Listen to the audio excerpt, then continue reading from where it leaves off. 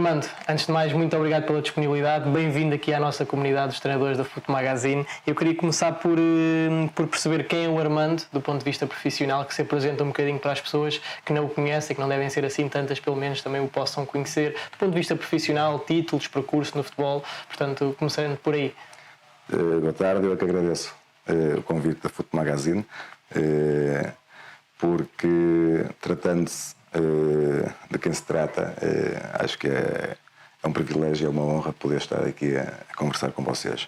Em relação ao meu percurso, o meu percurso começa como praticante, com uma longa história ligada, quem me conhece sabe que é assim, ligada ao Vitória, ao Vitória Sport Clube, em que ainda como praticante faço a formação, em que fez 30 anos sexta-feira, 30 anos sexta-feira que nos sagramos campeões nacionais de júniores.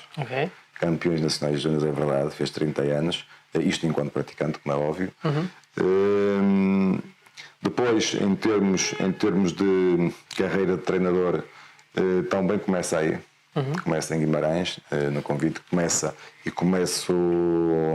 mesmo de baixo, começo mesmo na base com os infantis na altura, em que percorro todos os escalões infantis, de todos, exceção de iniciados, infantis, juvenis, júniores, equipa B,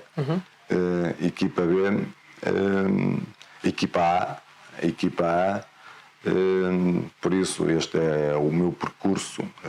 Depois ali a meio do Júnior saio para Vizela, regresso à equipa B. Acabamos depois, eu quando regresso à equipa B estava no Campeonato de Portugal. Campeonato de Portugal, em que subimos divisão para a segunda liga, estamos em uma segunda divisão para a segunda liga. E depois na segunda liga acabámos por fazer ali 2 épocas fantásticas, a melhor classificação até hoje da equipa B de Vitória, na segunda liga, reporta-se a esses anos, até que depois sou promovido para a equipa A, depois acabo por sair, faço o trajeto que faço até hoje, que acabou esta época com a subida do Arouca à Primeira Liga.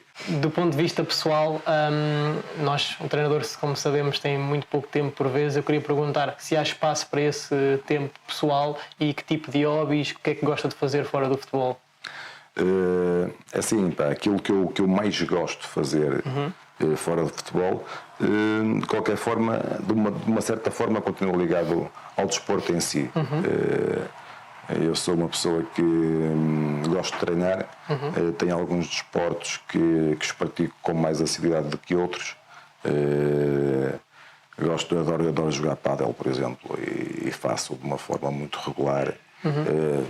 Faço trails, adoro fazer trails, faço trails, uma outra mini maratona, mas passa muito por aí. Tirando isso, depois tenho sempre aquela parte da curiosidade em relação ao futebol, que nos tempos livres já começo aqui a misturar um bocadinho o tempo livre com o trabalho, dedicar-me um bocadinho à leitura, e a minha leitura passa muito por procurar sempre obras direcionadas para aquilo que é o meu trabalho, procurar conhecer algo que os outros fazem, suas experiências. Os outros, quando me refiro a outros, refiro-me àqueles pelo qual eu também me gosto de guiar, e pelo qual outros treinadores que eu gosto e que admiro o seu trabalho. E depois, como é óbvio, digo também, procuro dedicar o máximo de tempo possível à família, porque é imprescindível e é algo que me dá muito gozo, como é óbvio. Falando de coisas imprescindíveis, hoje em dia, como líder de uma equipa técnica, eu queria perguntar que áreas de intervenção ou que áreas de especialização, portanto, é que considera, lá está, imprescindíveis dentro do processo de trabalho? Com quem é que não abdica em termos de funções na sua equipa técnica? Assim, nós sabemos que hoje em dia, cada vez mais, as coisas preparam-se ao pormenor, e é quase impossível isso recair e direcionar em cima de uma pessoa só. Nós temos que ter a capacidade de saber delegar. Eu digo-lhe que a minha equipa técnica, para aquilo que eu exijo deles, acaba por ser uma equipa técnica um bocadinho redutora em termos de número de elementos. Mas passando pela parte da condição física, em que aqui estou a englobar o pré-treino, pós-treino, o treino, a análise e a observação, como é óbvio, também tem aqui um peso grande naquilo que é a estruturação do nosso microciclo, vamos chamar assim. Como gosto de ter uma pessoa responsável na minha equipa técnica pelo tudo que seja logística de treino, ou seja, quantas bolas vão ser precisas, as bolas têm que estar disponíveis, têm que estar cheias, o material que é necessário, as condições do terreno onde vamos treinar, se a rega foi feita antes do treino, se a relva foi cortada, se a relva não foi cortada, ou seja, gosto e tenho uma pessoa responsável, para além de ter outras responsabilidades também dentro da equipa técnica, mas gosto de ter uma pessoa responsável por essa área. Principalmente a partir daqui, depois vamos nos desdobrando. Vamos desdobrando, é que tenho um que é responsável pela ligação com o departamento médico, em que posso lhe dar um exemplo. Normalmente, eu 45 minutos antes de começar um treino tenho que ter uma reunião com o responsável do departamento médico, para saber o que é que se passa naquele dia. Tenho outro responsável que me faz a ligação, por exemplo, com o departamento de comunicação, outro elemento da equipa técnica que me faz essa ligação. E no fundo é isto. Parece-me que é importante. Eu procuro, por exemplo, vou dar outro exemplo, dentro do departamento de comunicação, esse elemento que me faz essa ligação, procuro que todos os dias de manhã eu procuro receber um clipe. Se o clube ou se o departamento de comunicação não tem essa capacidade, esse elemento de equipa técnica tem que arranjar capacidade para fazer. Receber um clipe com toda a informação que naquele dia saiu na comunicação social, que nos possa trazer interesse para aquilo que é o clube atual, para aquilo que vai ser o nosso adversário no próximo fim de semana, tudo que englobe interesse pessoal naquele momento. Procuro receber um clipe nesse dia de manhã, para me estar a inteirar. Mas, de uma forma geral, são estas áreas de intervenção que eu mais procuro dentro da minha equipa técnica. E que características é que são importantes essas pessoas terem? Sabemos que muitas vezes falamos da parte pessoal também, outras vezes da parte mais técnica. Eu queria perguntar-lhe alguma característica, alguma qualidade-chave que considera imprescindível também? Eu estou muito à vontade para falar da minha equipa técnica. Estou muito à vontade porque é uma equipa técnica que é a mesma e tem-se vindo a manter ao longo dos anos. Há uma cumplicidade muito grande, e se há coisa que eu prezo muito, é a confiança que tenho que ter nos elementos que a compõem. Eu posso lhe dizer que não tenho problemas em partilhar isto. Por exemplo, que eu este ano, esta época que terminou, estava a viver em Arouca. E o que é que eu procurei para viver em Arouca? Eu procurei uma residência onde eu pudesse estar juntamente com os meus elementos de equipa técnica. Ou seja, eu vivia com os meus elementos de equipa técnica. A gente trabalhava 24 horas por dia. Só havendo aqui uma grande cumplicidade, é que somos capazes de partilhar a mesma casa. Isto também aconteceu porque, como é óbvio, as famílias não se deslocaram. Certo. Mas isto só para lhe dar um exemplo da cumplicidade e daquilo que eu valorizo em relação à minha equipa técnica, porque a cumplicidade para mim é tudo. É tudo porque, havendo em termos de formação ou em termos de conhecimento, há aqui uma ajuda. Se eu até hoje não estou bem ou se não estou tão forte nesta área, somos 4.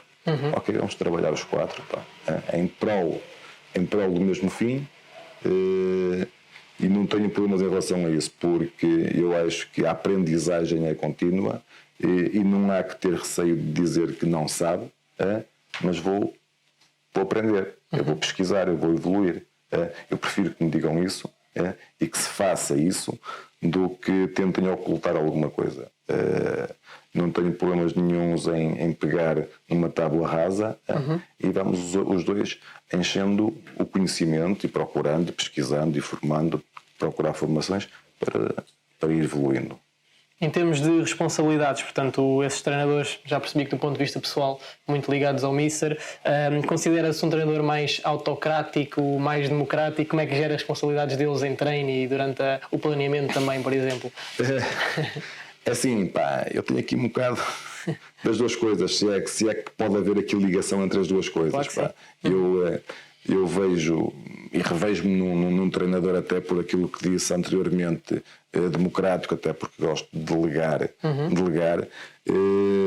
Mas a verdade eu sou uma pessoa que gosto de ter o controle e sentir o controle de tudo. Eu, como lhe estava a dizer, por exemplo, isto, antes de um treino, se a gente teve a reunião para ver se estava, eu sou capaz de perguntar, ok, o corte da relva está adequado, eu antes já lá fui ver. Ou seja, não delego, mas para me sentir confortável para aquela sessão de treino, para aquela unidade de treino, antes que os jogadores cheguem lá, eu gosto de verificar tudo. Não é uma questão de não ter confiança, porque tenho confiança cega em quem trabalha comigo, mas é o conforto. É o conforto e a certeza de que as coisas vão funcionar. Por isso tenho aqui, sou democrático, até porque eu não acredito que alguém consiga absorver tudo que seja as questões logísticas do treino e do clube de futebol, mas no fundo também gosto de ter algum controle sobre tudo. Muito bem, do ponto de vista mais de carreira e de percurso, eu queria perguntar quais os momentos-chave, se lembra assim de alguma coisa ou alguma decisão que o fez tornar-se profissional, ou seja, alguma coisa que assim agora, ao fazer uma retrospectiva, que se lembra que tenha sido um momento de definição? Sim, existiu, há que o dizer, porque sou praticante, associado a isso fui fazendo a minha formação académica. Eu, quando começo a trabalhar como treinador na formação, vou acumulando atividades. Estou a dar aulas, estou a treinar. Depois chega aqui um momento que parece que há aqui um corte, porque há que tomar decisões, porque senti que a fazer as duas coisas não estava a fazer as duas coisas bem feitas. E senti a necessidade de realmente optar por uma, para me poder dedicar de corpo e alma a isso. E é quando assumo a equipa B do Vitória que isso acontece. Acontece, como é óbvio, porque as condições financeiras também o permitiam. Mas foi ali o corte e a opção que eu tive que tomar, até porque se a escola era uma opção mais confortável, nós sabemos que o mundo do futebol e a vida de um treinador e o trajeto de um treinador é algo inconstante, mas também era algo que eu queria muito. E ali foi o momento em cortar ali a cordão umbilical com a escola e assumir realmente aquilo que eu queria fazer e aquilo que me dava prazer fazer. E houve alguma mudança assim drástica do ponto de vista, porque sabemos que muitas vezes o estar no contexto profissional como treinador é associado a algumas coisas financeiras, algumas coisas também, esta pressão temporal. Lembra-se assim daquilo que realmente o marcou, daquilo que realmente mudou a partir do momento que tomou essa decisão? Não, pá, eu a forma, eu acho que até hoje, pá, eu acho que não mudou, a minha vida não mudou realmente, ou mudou alguma coisa, como é óbvio, mas isto são os próprios anos, dentro de qualquer profissão mudaria. A minha não alterou muito, até porque eu venho de um percurso não tendo sido um jogador top, fui um jogador de segunda liga, um ano ou outro na primeira liga, mas um jogador que passou despercebido no futebol português, ou seja, vinha do mesmo meio, coisa que não houve aqui impacto nenhum, uma vez que cresci nisto, não senti. Houve ali uma altura que foi uma altura mais difícil, principalmente a família sentiu. Principalmente a família sentiu e principalmente a minha filha mais velha. Foi quando eu assumi a equipa principal do Vitória. Né? Eu sou de Guimarães, certo. Eu sou natural de Guimarães. Nasci numa vila ali próxima, a Vila de Ponte, vivo ali. E ali a minha filha sentiu no ambiente escolar, sentiu até porque foi uma experiência que não correu tão bem quanto eu gostaria. E aí sim, aí em termos emocionais, mexeu um bocadinho com a família. Não tanto comigo, porque é como lhe digo, eu estava dentro do meio, eu vinha do meio, eu sei, eu sabia o que aquilo era, mas em termos familiares houve ali em termos emocionais houve ali alguma mexida com eles. E atualmente, qual é o maior desafio que enfrenta um treinador no contexto profissional? Eu costumo dizer que é gerir expectativas. Okay. É gerir expectativas, porque... As suas ou de outros? Mais das dos outros até. Okay. Porque nós estamos no meio que nós temos um lado os espectadores, os adeptos, temos do outro lado os nossos jogadores, o nosso balneário, e temos do outro lado as direções, as SADs. Então o que é que nós temos? Temos os adeptos que gostam de ganhar, gostam de bom futebol, temos as estruturas que querem ganhar, querem bom futebol e querem rentabilizar os seus ativos financeiramente. E depois temos os nossos jogadores. E eles estão aqui no meio disto tudo, são aqueles com quem a gente lida diariamente. Ou seja, o que é que eles têm aqui à sua volta? Têm expectativas sempre muito elevadas. Nada contra isso, desde que as saibas gerir. E a maior dificuldade é gerir o teu balneário perante estas expectativas que estão aqui do lado. E às vezes isso acaba por ser um bocadinho tóxico dentro do grupo. E esta gestão de expectativas para que possa haver rendimento, para que possa haver espetáculo, para que possa haver receitas para as administrações, esta gestão acho que é dos maiores obstáculos que nos colocam, das maiores dificuldades que a gente vai tendo para gerir isto, porque depois dentro mesmo do próprio grupo há a gestão de cada um, a gestão de carreira de cada jogador, as expectativas que eles criam em relação à sua carreira, às expectativas coletivas, ou seja, há aqui um amontoado de expectativas que têm que ser geridas, para não ser demasiados, para não atrapalhar, mas têm que ser reais ao mesmo tempo. Acho que essa é a parte mais difícil na tarefa de um treinador. Como é que isso está ligado à definição de objetivos?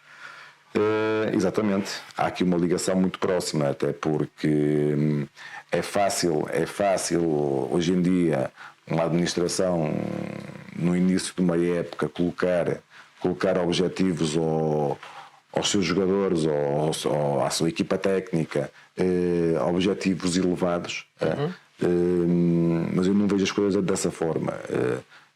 A gente, ao colocar um objetivo, seja ao grupo, tem que ser um objetivo que eles sintam que é alcançável. Certo.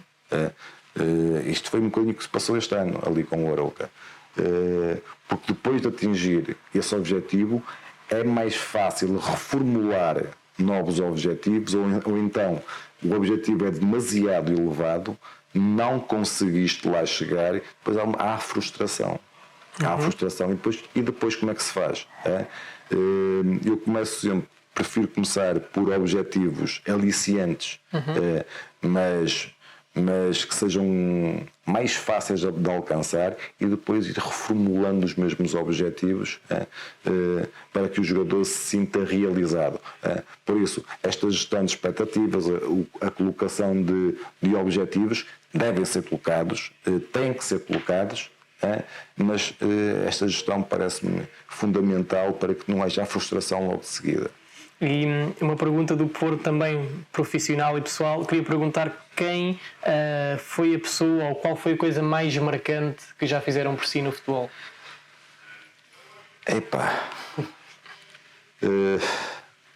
Há aqui duas pessoas três pessoas que eu acho que foram marcantes. Foi a pessoa que me deu a primeira oportunidade, ou as pessoas que me deram a primeira oportunidade para trabalhar no futebol, quando eu termino a minha carreira de praticante, e o convite que me fazem. Uma dessas pessoas chama-se Manuel Fernandes. Depois tem outra pessoa que foi marcante porque me deu a possibilidade de trabalhar pela primeira vez no futebol sénior, que é uma pessoa que infelizmente já não está entre nós, mas foi o Salvador, que me fez o convite para trabalhar no Vizela, na altura no Campeonato de Portugal. Eu acho que essas pessoas foram as pessoas que mais marcantes para aquilo que tem sido a minha carreira enquanto treinador de futebol. Foi o que me abriu as portas para ser treinador e o que me abriu as portas para começar a trabalhar no futebol sénior.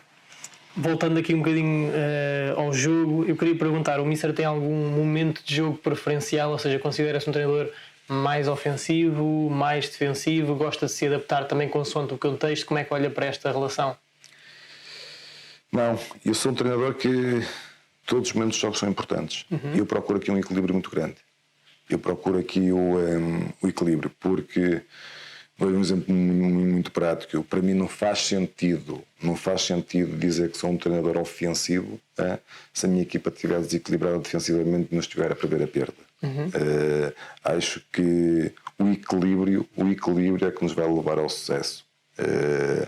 É óbvio que em detrimento das características de cada jogador, em detrimento das características do coletivo, por vezes podemos valorizar mais um momento que o outro, mas a minha procura vai sempre pelo equilíbrio, não valorizando a parte ofensiva. Eu gosto de controlar o jogo com bola. Eu sou um jogador que gosto. Há quem diga, ok, então não sei o que, sem bola, mas o jogo estava controlado. Quando não temos bola, não acredito que o jogo esteja tão controlado quanto isso. Na minha forma de ver as coisas, eu sinto-me mais confortável e sinto o jogo mais controlado se tivermos bola. Estamos mais próximos de ganhar e estamos mais distantes de sofrer. A bola está em nosso poder. Por isso parece-me que o equilíbrio é fundamental em todos os momentos, tem o mesmo valor. Falou das características dos jogadores, eu queria perguntar quão treináveis é que são estes jogadores? Ou seja, nós temos o treino coletivo normal, que faz parte normalmente de todos os planos de trabalho. Hoje em dia já se fala muito do trabalho complementar, do trabalho mais individual com os jogadores. Queria perguntar se é uma coisa que costuma fazer, uma prática que costuma ter, e lá está, e quão treináveis são os jogadores? Até onde é que podemos ir com eles neste processo de evolução e de ensino-aprendizagem? Eu acho que cada vez mais o jogador está aberto para isso mesmo, porque cada elemento é diferente, cada jogador é diferente. Nós, quando começamos, por exemplo, uma pré-época, não apanhamos todos os jogadores dentro do mesmo estágio de físico ou de equilíbrios musculares, por isso é que fazemos aquela série de testes iniciais físicos e médicos, como é óbvio, para aferir o seu estado físico, e a partir daí é óbvio que são, e é dessa forma que a gente faz, traçados planos individuais para cada atleta. Depois, se tu conversares com o atleta e lhe fizeres sentir e lhe fizeres ver que aquele é o caminho que o vai melhorar, quer em termos de força, quer em termos de explosividade, quer em termos de equilíbrios musculares, vai ter outra capacidade, ele vai acreditar em ti. E se tu lhe des então, se lhe traçares objetivos, olha, tu vais fazer isto e ao fim de um mês tu vais sentir a diferença, ao fim do mês vais aferir isso, ele vai querer e vai-te pedir cada vez mais e não vai ter problemas nenhuns em querer trabalho extra, que não é extra, é o trabalho necessário para aquele momento, para aquele atleta. Eu acho que cada vez mais, sendo o futebol um desporto coletivo, cada vez mais, tirando aquele momento em que realmente estamos a trabalhar com todo o plantel, cada vez mais o futebol caminha para o treino individualizado. E parece-me que está a ser muito bem aceite dessa forma. E considerando então essa organização de conteúdos, como é que trabalha neste caso a pré-época? Ou seja, tem alguma organização preferencial? Gosta de começar mais por um momento do que por outro? Como é que faz esta gestão? Isto depende um bocadinho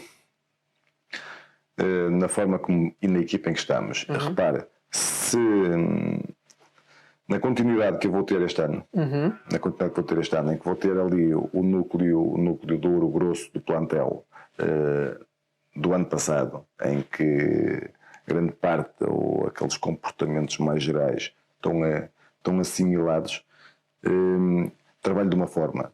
Se vou estar perante um grupo que é novo, que não conhece, que eu não conheço, que não conhecem o meu trabalho, não conhecem a minha forma de trabalhar, provavelmente abordarei e pegarei na pré-época de outra forma.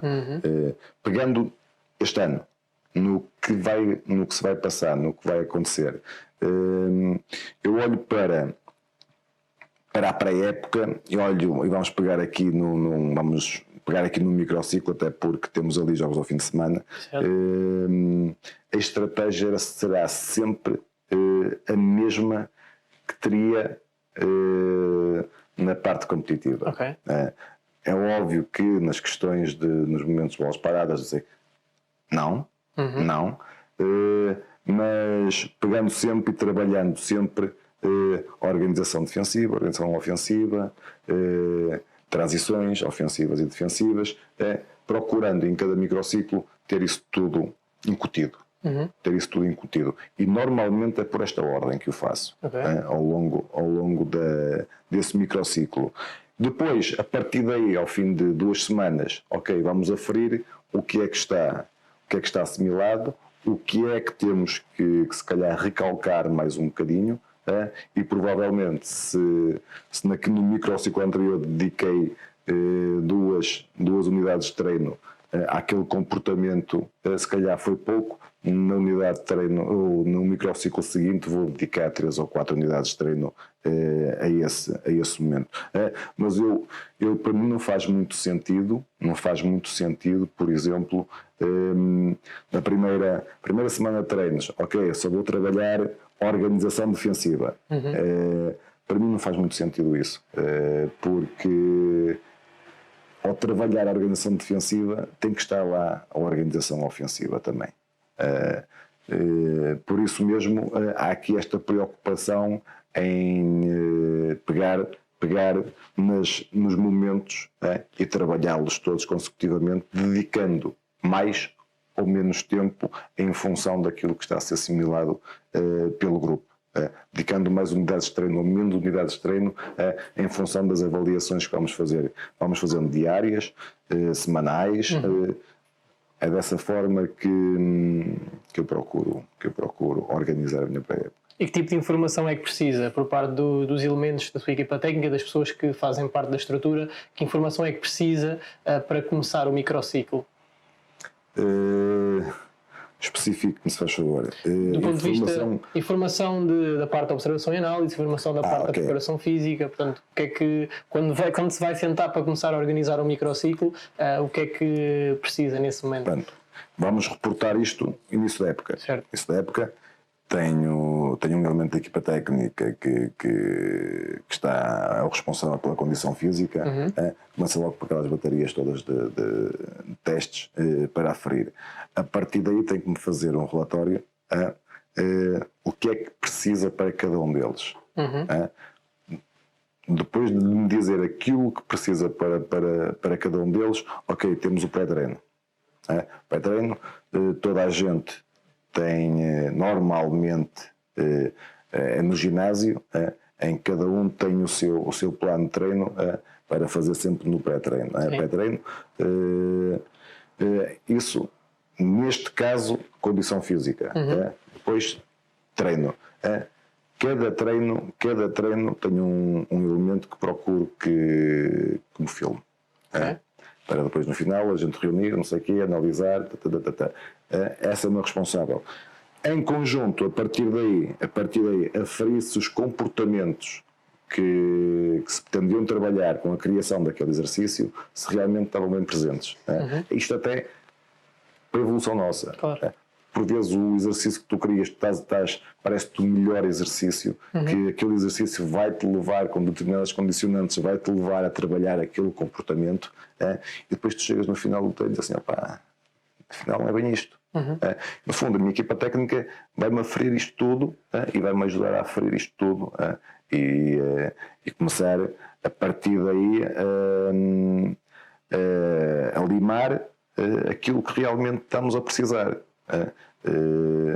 É óbvio que a parte do treino propriamente dito, na composição do treino, na organização do treino, no planeamento do treino, e a parte depois da observação e da análise do próprio treino, é trabalho coletivo, é trabalho da equipa técnica. E que eu queria perguntar, porque há muitas pessoas que por vezes não têm muito bem a noção de que é que o treinador faz, pensa que vai dar 1h30 ou 2 horas de treino e depois vai para casa. Eu queria perguntar-lhe qual é a rotina de trabalho, ou seja, agora recentemente que tipo de rotina é que teve, que horas é que chegava ao treino, como é que era feita essa dinâmica e essa rotina normal, e depois a que horas é que depois voltava a sair do complexo do clube? Olha, isto é assim, eu vou começar aqui pelo final de um treino. Ok. Acho que para entender a minha forma de trabalhar é mais fácil começar por aqui. Normalmente no final do treino há sempre uma reunião. Há sempre uma reunião para aferir aquilo que foi feito. A partir daí já começamos a preparar o próximo treino. Isto sempre no final de um treino. Prepara-se. Normalmente eu no meu gabinete peço sempre para ter um quadro em que fica lá a proposta do treino do dia seguinte, ou do próximo treino, vamos chamar assim, do dia seguinte. Fica sempre lá, dessa reunião sai sempre uma proposta. Essa proposta é para quê? O pessoal para analisar, vai para casa, vai pensar naquilo.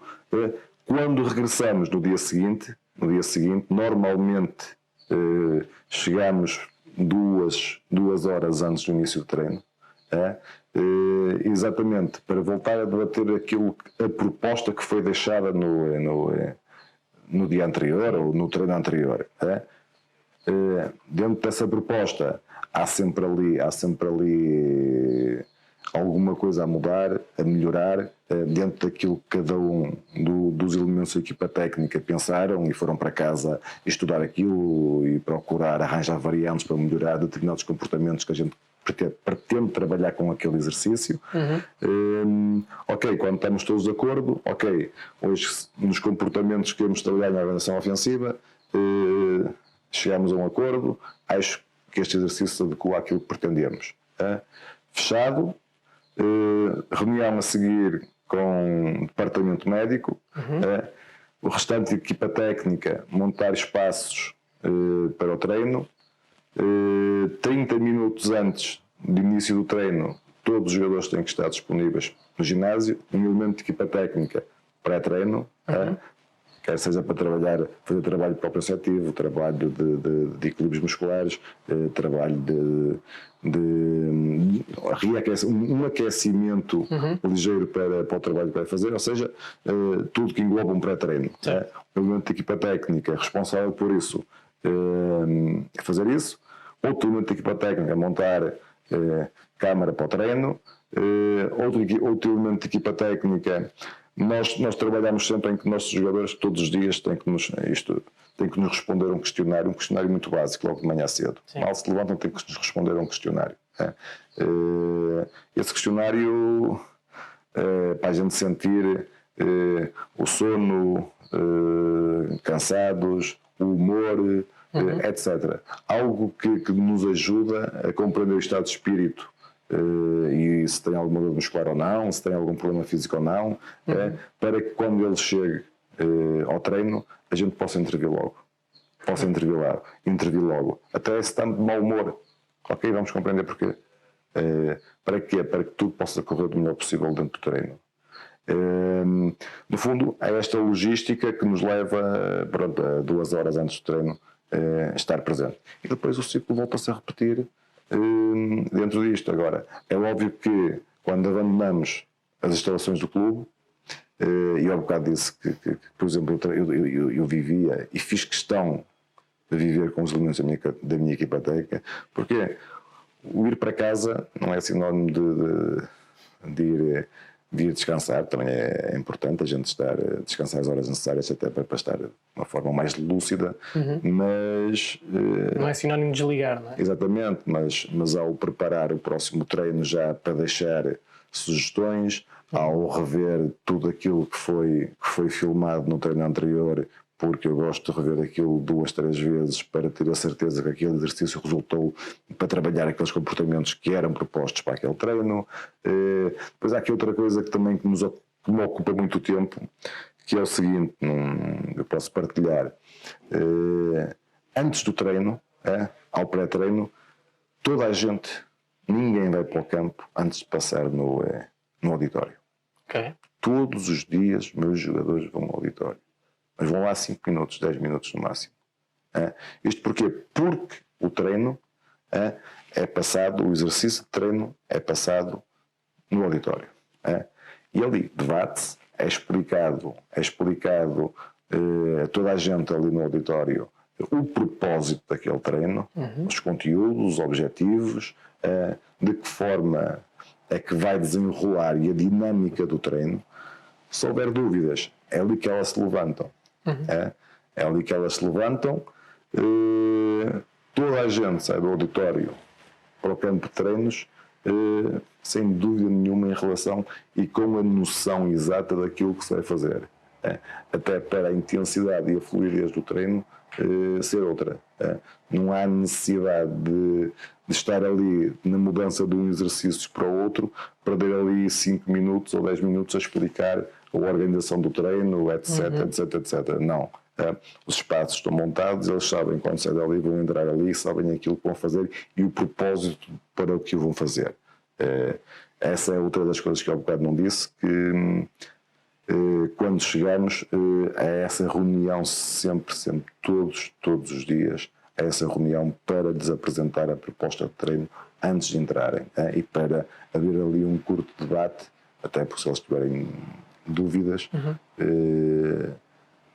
ser esclarecidas naquele momento. E com essa organização há espaço para depois haver uma adaptação do treino, ou seja, com certeza que já aconteceu ter muita coisa planeada que depois acabou por não acontecer na realidade. Sem dúvida. Principalmente quando a gente trabalha da forma que nós trabalhamos, porque a cada momento há a criação de um exercício.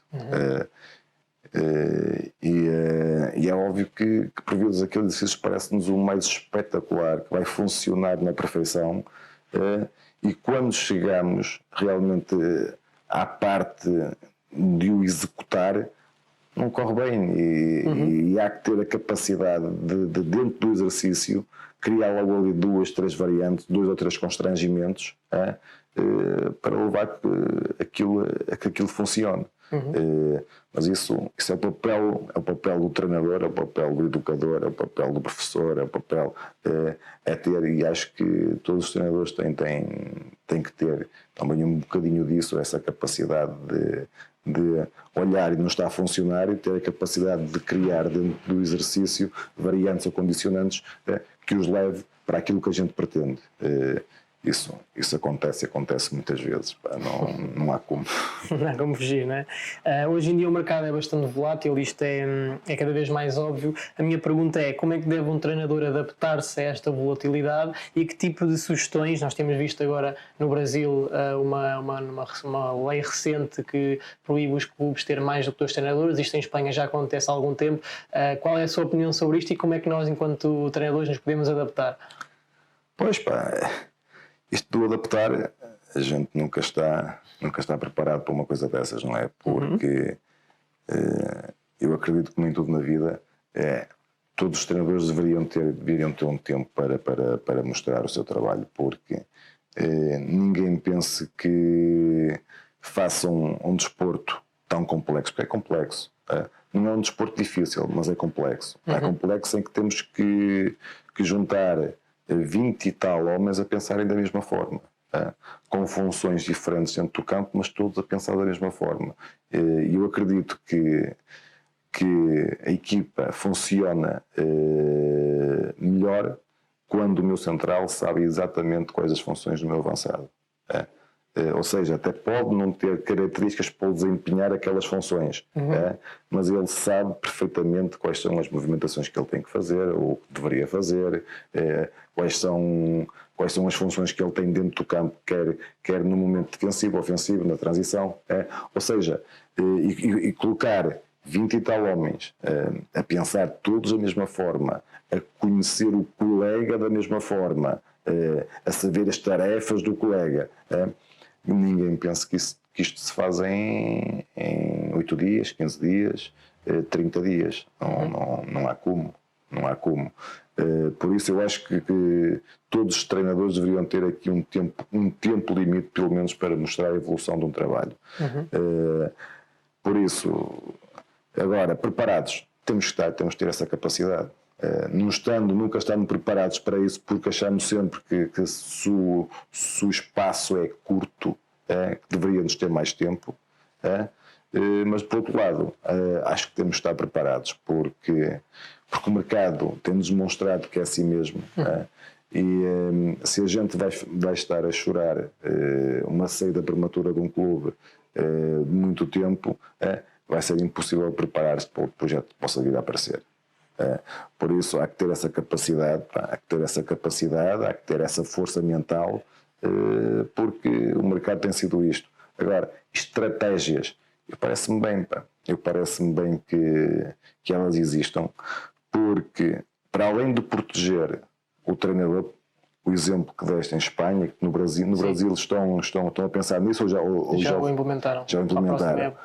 Eu parece-me bem, porque para além de estar a proteger o treinador, está a dar oportunidade a novos treinadores. Porque se eu pudesse só treinar um clube por ano, provavelmente vai haver aqui a oportunidade para outros também entrarem. Porque a gente muitas vezes vê é que o mesmo treinador corre 3 clubes num ano. Certo. Passa por 3 clubes. Se isso não fosse possível, iria abrir as portas a outros treinadores. Iria repensar, se calhar, e refletir muito antes de despedir um treinador também. E de escolher, se calhar. Exatamente. E se calhar ia haver muito mais critério na hora de se escolher um treinador. Porque dá a sensação que, por vezes, as coisas são tão rápidas e são tão curtas que não se conhece nem o perfil, nem a personalidade, nem a forma de estar, nem a forma de trabalhar, não se conhece. Contratou-se porque se contratou. E se calhar esse cuidado ia estar bem mais presente na hora de escolher.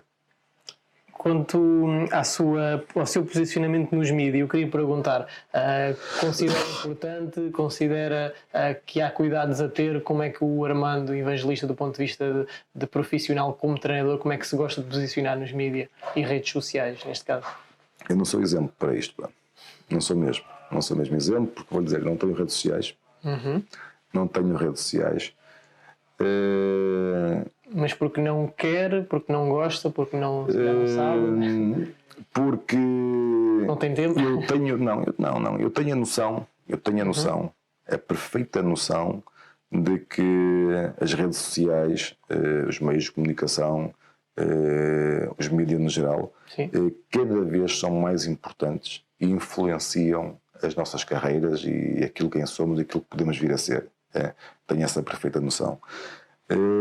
Mas eu estou numa fase ainda que estou mais centrado, se calhar, erradamente, nos malefícios que elas trazem, e por vezes não quero ver os benefícios. Não quero ver os benefícios. Sei que terei que alterar a minha forma de estar nesse aspecto. Ainda não fiz, sinto-me bem assim, tem-me dado gozo de estar assim. Mas sei que estou errado. E sei que há alguma coisa hei de fazer. Isto para mim tem sido a maior aprendizagem. Enquanto treinador de futebol, tem sido a minha maior aprendizagem nesse campo. Eu acho que a pessoa mais recatada, a minha parte mais recatada, eu prefiro estar com os meus jogadores dentro do campo a treinar, ali sou eu, do que propriamente a fazer o trabalho da exposição e de mostrar o trabalho que eu sou, que eu faço. Prefiro fazê-lo do que o estar a demonstrar, seja nos mídias, seja de que forma for. Sei que é importante, se calhar, maior abertura da minha parte, mas eu gosto muito da zona de conforto. O à vontade que eu tenho, ou que deveria ter, não tenho. Não tenho, há que o assumir. Agora, tenho a noção que é um dos aspectos pelo qual eu tenho que abrir aqui mais horizontes, sem dúvida. Do ponto de vista da formação, falamos muito sobre aquilo que é a criação de competências para o treinador e o Mister também esteve ligado à parte mais formal, académica, mas também esteve muito ligado àquilo que é a experiência prática como jogador, mais empírica. Eu queria perguntar qual o peso de uma e de outra para a formação do treinador, com sucesso ou para ter sucesso no rendimento, neste caso. Não existe fórmula. Certo. Não existe fórmula, até porque nós vimos grandes treinadores que vêm de todo lado, que vêm da parte empírica, vêm da sua formação da vida enquanto praticante. Temos grandes treinadores que vêm da vertente académica, que vêm da formação formal. Por isso, dizer, não, deveria ser por ali, não. Eu, enquanto a formação que eu procuro em mim é ter que procurar beber um bocadinho de todo lado. Eu acho que quantas mais ferramentas a gente conseguir adquirir para fazer determinado trabalho, mais sucesso vamos ter nele. Eu tive a preocupação em me formar dentro dessa área, em educação física. Tive a felicidade, nem toda a gente tem essa felicidade de ter uma formação enquanto praticante. Certo. Agora, não quer dizer que quem não foi praticante não tenha uma capacidade acrescida ou não possa. Há exemplos que não possa chegar ao topo. É óbvio que sim.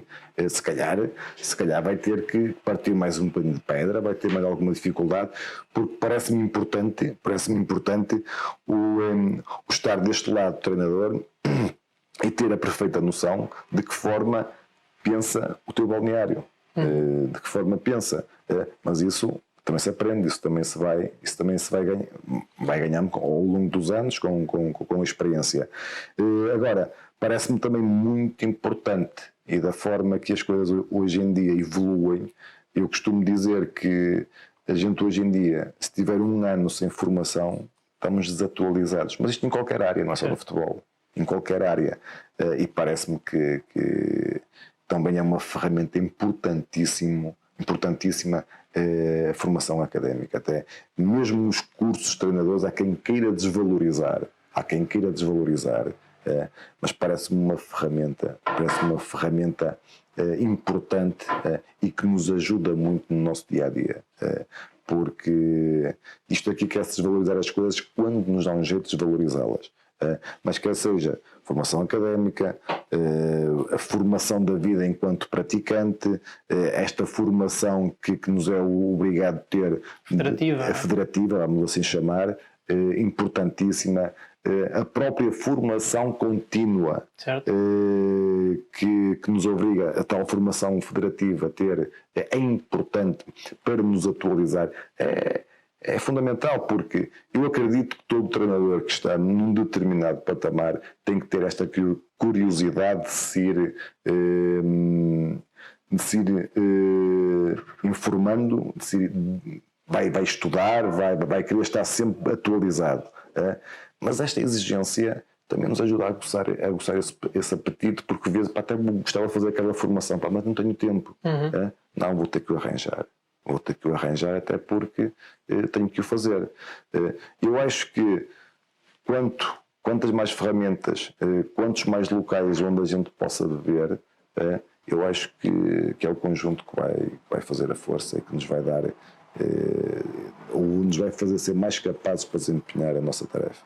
Sendo então o Foot Magazine uma plataforma que coloca os treinadores em contacto direto com esse contexto profissional e que também procura prepará-los para essas experiências, eu queria perguntar qual a influência que considera que nós, enquanto plataforma, podemos ter para esta formação, para esta preparação dos treinadores? Olha, muito sinceramente, eu acho que o facto de ouvirem e de publicarem e de transmitirem isto que estamos aqui a fazer hoje, e já fizeram com tantos treinadores, com tanta gente que tem tanto para contar e tanto para ensinar, eu acho que isso é prova do contributo que vocês prestam nesta área, sem dúvida. A divulgação que fazem, da forma que o fazem, eu acho que vai ao encontro daquilo que me estava a perguntar. Esta divulgação, o conversar, o não... E depois há uma diversidade tão grande de treinadores que vocês dão a oportunidade de terem esta conversa que aqui estamos a ter, que quem estiver atento tem sempre alguma coisa para aprender com toda a gente. Por muito vão que pareça a conversa de cada um, há sempre algo que se possa aprender. Parece-me que esse é o vosso cartão de visita e é de uma extrema importância para quem realmente quer abraçar esta profissão. E que treinador é que gostaria de ver entrevistado pelo Foot Magazine? Assim, alguém que gostasse muito de ver, alguma referência que tem, tanto em Portugal como eventualmente internacionalmente? Não, eu cresci enquanto atleta,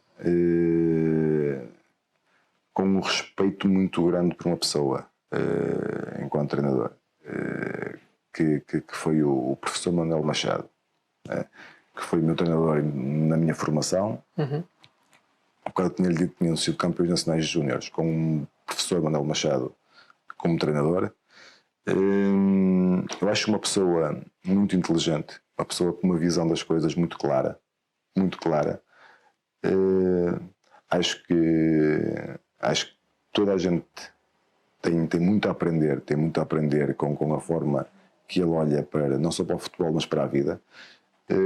E tenho outra pessoa que para mim foi uma aprendizagem enorme, não, essa não tão mediática, que é uma pessoa que se chama Manuel Freitas, que toda a vida trabalhou na formação do Vitória, foi meu treinador na formação do Vitória, quando eu tinha 12 anos, 13, 14 anos, e por incrível que pareça, foi o meu primeiro colaborador quando eu me tornei treinador.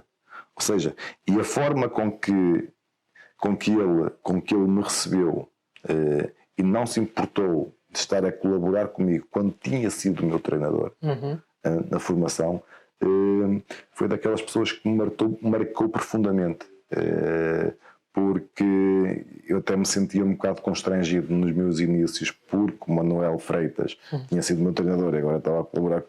Sentia-me ali, a forma com que ele me recebeu, com que ele me ajudou, foi realmente fantástico. Fica o convite, tanto a um como ao outro. Eu queria perguntar, considera-se um treinador também disponível para esta partilha? É uma pessoa que gosta de ajudar, que gosta de apoiar? Falávamos há pouco em off que também recentemente deu a oportunidade a uma pessoa que foi estagiar consigo.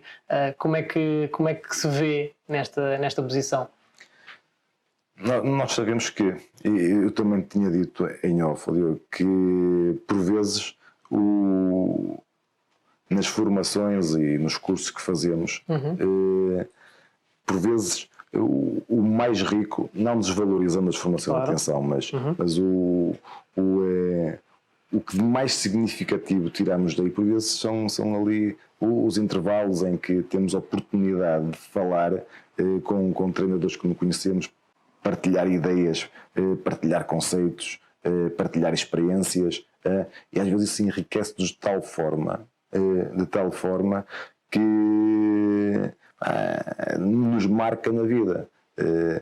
Era ignorante da minha parte se dissesse ou se não o fizesse em partilhar aquilo que sei, porque eu sei muito pouco, mas o pouco que sei procuro partilhá-lo, para poder receber do outro lado, para poder evoluir.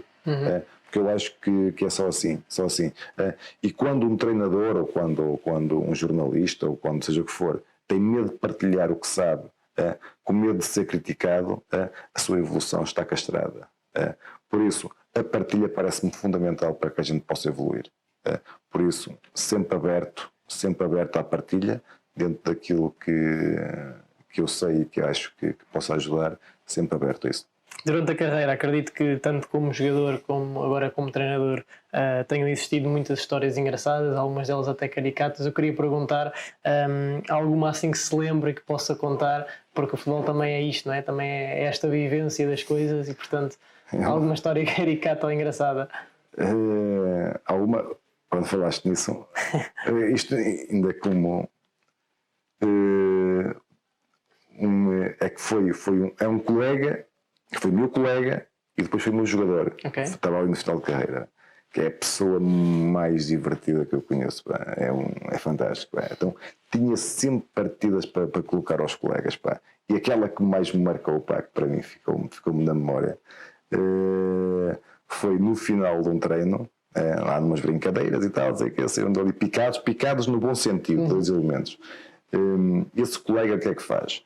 Pega aqueles garrafões de água, cortou em cima, pegou nas botas do colega, nas botas de treino, meteu dentro do garrafão, encheu de água, deixou aquilo no congelador para o dia seguinte. No dia seguinte, antes do colega chegar mais cedo, e coloca ali aquele cubo de gelo com as botas dentro, no local onde ele se veste. Isto porque eles estavam a picar, porque ele dizia: tens uns tijolos nos pés, tens não sei o que, então um gajo para lhe demonstrar que eram mesmo uns tijolos, fez aquilo. Não sei onde é que ele foi buscar aquela ideia, mas achei muita piada. E essa já foi como treinador? Ou foi como ainda jogador? Foi como treinador já. Treinador. Ok. E onde é que se vê daqui a 5 anos? Pois, é uma pessoa que gosta de definir objetivos para si também e gosta de levar as coisas mais viver o dia-a-dia? Eu traço objetivos. Mas também tenho aprendido com a vida que o futebol por vezes leva-nos para onde a gente não está à espera. Não está à espera. E então, porque feliz o treinador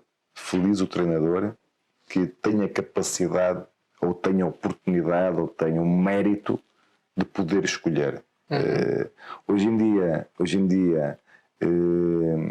é tão feroz o mercado para treinadores que por vezes nós somos escolhidos, não podemos escolher. Por isso é difícil perspectivar aquilo onde eu estou daqui a 5 anos.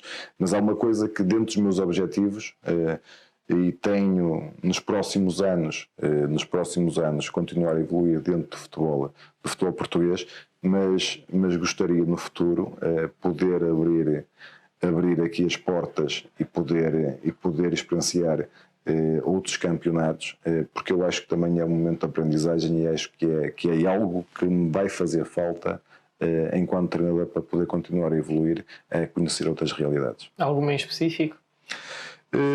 Não, diversificar acima de tudo. É óbvio que nós temos as ligas de referência, Claro. onde estão os melhores, Inglaterra, Espanha, Itália, Alemanha. É óbvio que ter a oportunidade de trabalhar em contextos deste nível, a aprendizagem será enorme, mas eu também me parece que com as ligas, se calhar mais rudimentares, também nos aguça mais aquilo que é o desenrasco do treinador português, e há muito que aprender com isso. Por isso,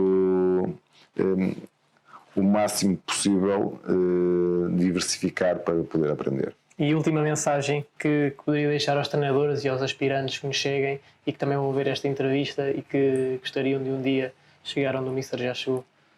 A minha viagem está a começar. A minha viagem vai começar, mas resiliência. E se realmente acreditam naquilo que querem fazer, se realmente gostam desta vida, que não é fácil, não pensem que é fácil. Mas tem que ter muita resiliência, tem que se estudar muito, tem que se trabalhar muito, e nunca deixar de acreditar, porque quando a gente é bom, a oportunidade vai aparecer. Acreditem nisso. Eu até dava um exemplo aos meus alunos, né, quando dava aulas, que muitos deles diziam: mas agora isto dá para quê? Eu depois não tenho emprego e tá. Há lugar sempre. Há lugar para toda a gente. Para os melhores. Para os melhores, mais tarde ou mais cedo, há lugar. E eu acredito nisso.